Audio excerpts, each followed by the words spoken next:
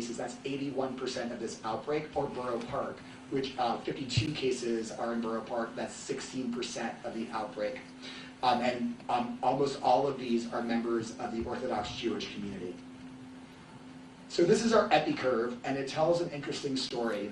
So we had the beginning of this outbreak in late September, early October, and you'll see that somewhere toward the end of December, it looked like things were going well. We were approaching the end.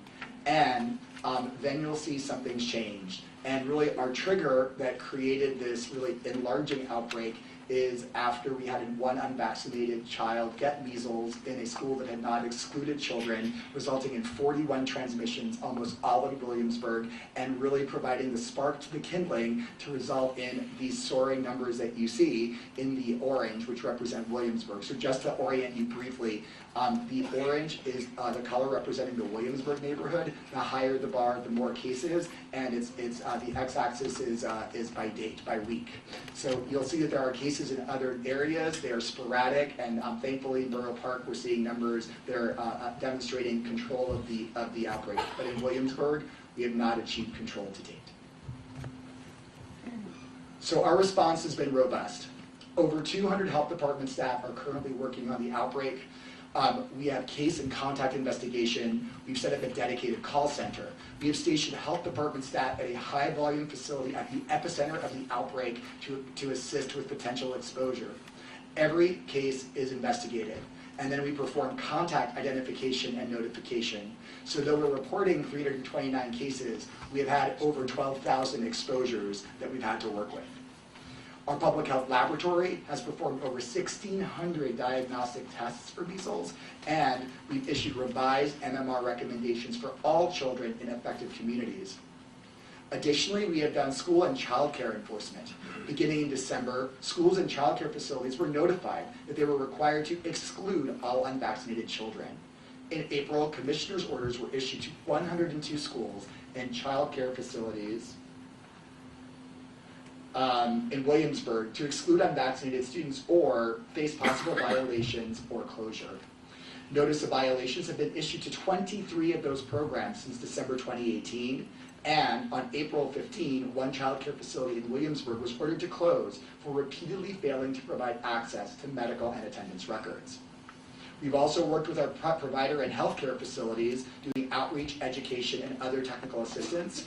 We have sent 3 Health Alert Network blasts, email blasts to New York City providers. We have sent 4 targeted alerts to providers serving impacted communities. We've distributed posters and pamphlets in English and Yiddish to doctor's office and health centers. We ensure providers have enough MMR vaccine on hand. There is no problem getting MMR vaccine. There is a nice, clear supply. We provide clinical and infection control consultation, assist in identifying and contacting providers on vaccinated patients, and assist with post-exposure prophylaxis. That's that 72-hour window where one can get MMR for exposed persons. It's not just the providers. We've also done extensive outreach to the community. We've published print ads and social media specific to the Orthodox community in both English and Yiddish. We've met with rabbinical and other community leaders, community pediatricians, and local elected officials. We have partnered with the Orthodox Jewish Nurses Association on educational outreach. We've distributed educational materials targeted to the Orthodox community in both English and Yiddish, and we've sent letters to parents through schools, as well as performing 6 rounds of robocalls, reaching 30,000 households each round.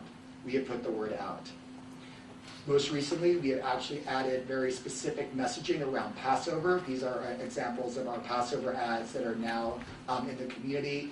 You'll see that they are in English and Yiddish, and really highlight the need for preventing illness in children, as well as just putting vaccination on your Passover checklist. So that is now currently being sent throughout the community in various media and forums. Recent events. On April 9th, the Commissioner of Health declared a public health emergency in 4 Brooklyn zip codes. Those were the same: 11205, 11206, 11211, and 11249. A commissioner's order was issued. It requires persons who live or work within the affected zip codes and who have not received the MMR vaccine within 48 hours of the order to be vaccinated against measles unless such a person can demonstrate immunity or a valid medical exemption. It requires that parents or guardians of a child over 6 months of age who lives or works within the affected zip codes and who has not received the MMR vaccine within 48 hours of the order to cause such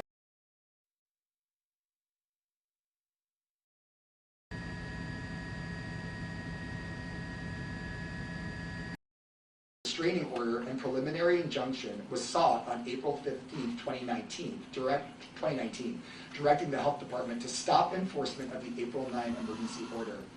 This TRO was denied, and the next hearing is scheduled for April 18th. So why now?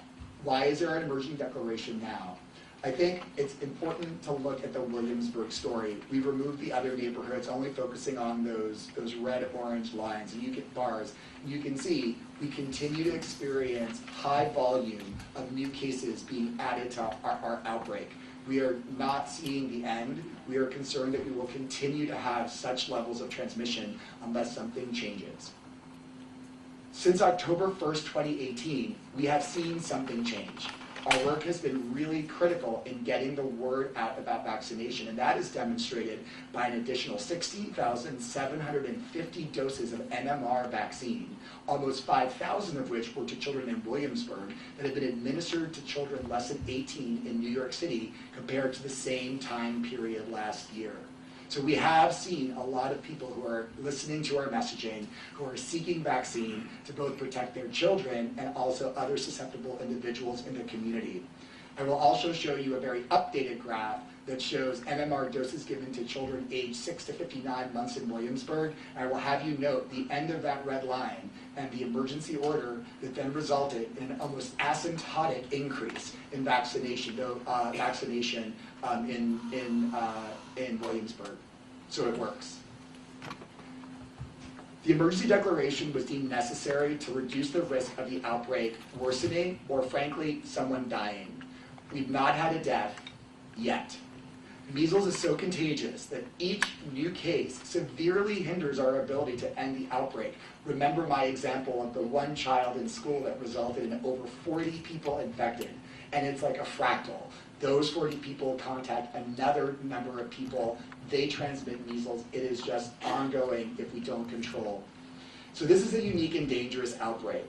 Again, I remind you, we have 52 separate identified chains of transmission, 11 importations. We have a high number of young children in the community who may not be able to get vaccine. And we have low MMR vaccine coverage in the affected zip codes. Only 14% of children 12 to 59 months of age living in Williamsburg, 14% of children 12 to 59 months of age living in Williamsburg have received 0 doses of MMR. This is urgent. Community actions continue to undermine health department efforts. There are a lot of things we're working against. Parents choosing not to seek medical care for infected children. Measles parties to intentionally expose children to the virus. Spreading of misinformation, including by some pediatricians. Unfortunately, the anti-vaccination movement is increasing the intensity of its efforts, distributing propaganda that has no basis in science or fact and is targeted at the Orthodox Jewish community. But the news is not all bad. We have some very vocal proponents in the community. An excellent editorial was published in Der Yid that called upon the Orthodox Jewish community to vaccinate. We have an amazing letter. 500 of the Orthodox community's most trusted medical providers across the country have signed on to a letter saying, vaccinate your children. We have religious leaders who have come up and said this, other medical leaders. We have a significant number of people who are representing as well as respected in the Orthodox Jewish community, making this clear that it is really a public health imperative to vaccinate to prevent further transmission of this outbreak. But I want to show you what we're up against. Here's an example of some of the anti-vaccination propaganda that we've seen distributed in Williamsburg. This is an advertisement for a hotline that resulted in a long call on a Sunday evening telling people about the dangers of MMR that were based in false science. And sometimes the wolf is dressed in sheep's clothing, We have material that looks like patient information that is being distributed by anti-vaccine organizations that are misleading this population and working aggressively against the measures of other trusted individuals in the community as well as the work of the health department. So I want to go back to the proposed resolution. An outbreak of measles is ongoing in the neighborhood of Williamsburg, and the outbreak poses a public nuisance because it is immediately dangerous to life and health. Persons living or working in zip codes 11205, 11206, 11211, and 11249 must be vaccinated against measles unless they can demonstrate immunity to the disease or document to the satisfaction of the department that they should be medically exempt from this requirement. Parents or guardians of a child 6 months of age or older who lives or attends school, preschool, or childcare in the affected zip codes must cause such child to be vaccinated unless the parents or guardians can demonstrate the child's immunity to the disease or document to the satisfaction of the department that the child should be medically exempt from this requirement. The failure to be so immunized or cause such child to be immunized is a violation for each day the person or child continues to reside, work, or attend school, preschool, or childcare in the affected zip codes. Thank you. Thank you, Dr. Daskalakis. Questions for Dr. Daskalakis?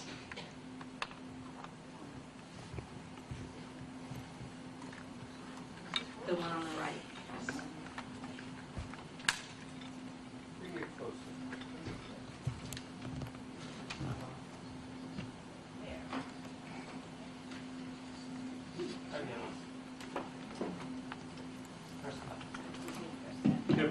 Right. Thank you very much. That's lovely. I want to thank you for that really thorough and informative presentation. I want to note that you refer to the population really at greatest risk as Orthodox, and that's actually not really the best way to describe them. They're really Hasidic mostly. That's the people who live in Williamsburg. The fact that you're doing all these things in Yiddish, it's not necessarily a language that a lot of Orthodox Jews speak, and so I think just for factual purposes, you might want to say both. So let me just ask you two questions.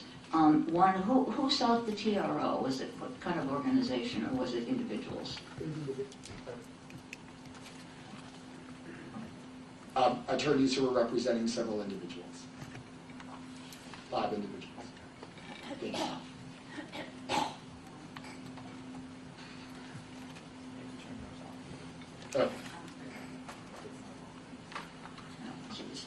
Okay. And two, I mean, I presume the health department has plenty of people who speak Yiddish and are out there doing this work. I want to understand just a little bit more clearly how you find out. I mean, which schools are really stymieing you the most, or you probably already know which ones they are anyway, and how you go about, just what the process is for shutting them down, which I think is a good thing to do. I just want to understand the process. So we have created, in response to measles, a very intense audit process with a large team that is going school to school. We've given many commissioner's orders, in fact a blanket commissioner's order in Williamsburg to, I think it's 102 total institutions or facilities, making it clear that they need to exclude unvaccinated students. And we are going cycle after cycle after cycle to visit those schools. And we have an executive team that reviews schools that have multiple violations, and decisions are made about possible closure based on that conversation. So we have a pretty good system in place, actually an excellent system in place.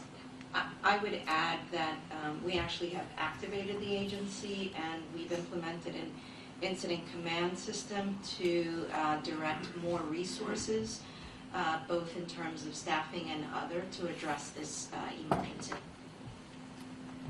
Other questions? So not a question, a comment. One, it was an outstanding presentation, but it reminds me when I arrived in New York City and began my training in July of 1990, it was faced with the last very large measles outbreak.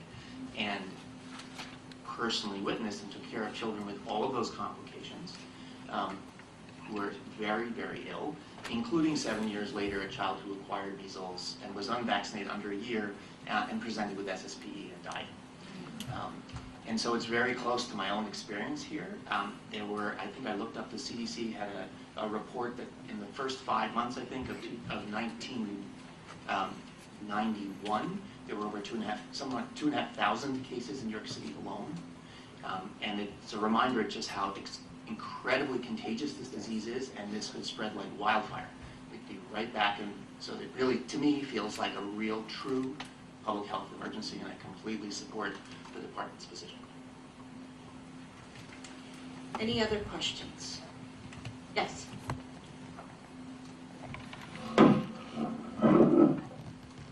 Okay, thank you. I also want to commend the department for really an extraordinary campaign to address this very critical but preventable emergency. And you can already see that the measures you're taking are effective, but I also deeply appreciate the challenges that remain. I was wondering if you could talk a little bit more to follow up on my colleague Pam Breyer's question about your authority and actions in daycare centers and schools. I know that the commissioner has broad powers during a public health emergency, and I also know that we recently spent a lot of time updating the section of the health code relating to daycare centers, but I also understand that we have some authority that might be different in school-based daycare centers or child care centers that are attached to schools under Article 43, and I just wanted to know if that's different or the same, if the actions you describe and the consequences are different, because as you mentioned, the population greatest at risk is the preschool age population. Thank you. I'm going to introduce Corinne Schiff, who's the Deputy Commissioner in Environmental Health, who will be able to comment on that in detail. Good morning. Thank you for your question. You are right, and as the board knows, we regulate child care programs under two different provisions of the Health Code, Article 43, which covers school-based programs. Those are programs for children aged 3 to 5 that are connected to an ongoing school. So it could be a nursery school through elementary, through middle school, through high school. And then also Article 47, which regulates freestanding child care centers, which could take care of children as young as infants. Our authority to implement these actions is the same for these two different types of programs. What is different is that under Article 47, those programs have permits. Under Article 43, they file a notice with us. So this gets pretty into the weeds of our process, how we implement these actions. Our ultimate authority, we have to just use different kinds of procedures. The Article 47 procedures are a little bit more straightforward and easier to implement. Under Article 43, there are some additional steps that we need to take, different kinds of court actions. But we have the same authority, but there are some additional steps. It's slightly more laborious for us to implement in the Article 43 settings. Follow-up question. So I guess my question is, given this outbreak, do you feel your ability to address and control the epidemic in both types of settings is equally effective? And then my second question is there a public health reason that the enforcement, the procedures should be different, and should we at some point think about harmonizing them as we've done with other measures? I think it's worth us taking a hard look at that. I think that we have seen in this outbreak having two different sort of approaches, really for no public health reason. There's no logical reason for that. So I do think that this moment gives us an opportunity to look hard at the health code and at having two different approaches to centers which are caring for children the same age,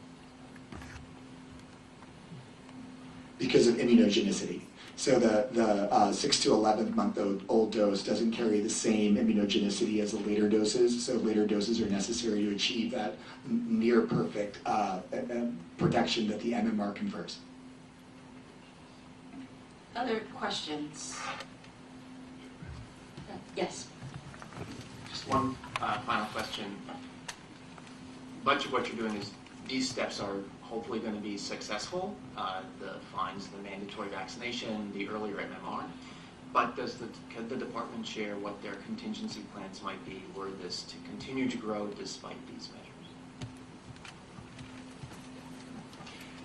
So we have a great team of folks who are very expert in vaccine preventable diseases and continuously reevaluate strategy based on the dynamics of the outbreak. So my answer is that we are forward planning, but a lot of what happens is curveball. And so we respond to the curveballs in a way that is evidence and scientifically based and in line with what CDC and others would have us do during an outbreak. Okay, if there are no more questions, then we will take a vote on the resolution. I need a motion for the resolution. Second? Okay. If there's no further discussion, then all in favor? Aye. Any opposed? Any abstentions? So moved. Oh, so for the record, please reflect that it was unanimous and that I vote yes as well. So at this point, we're going to take a 10-minute recess, and then we will reconvene at that time.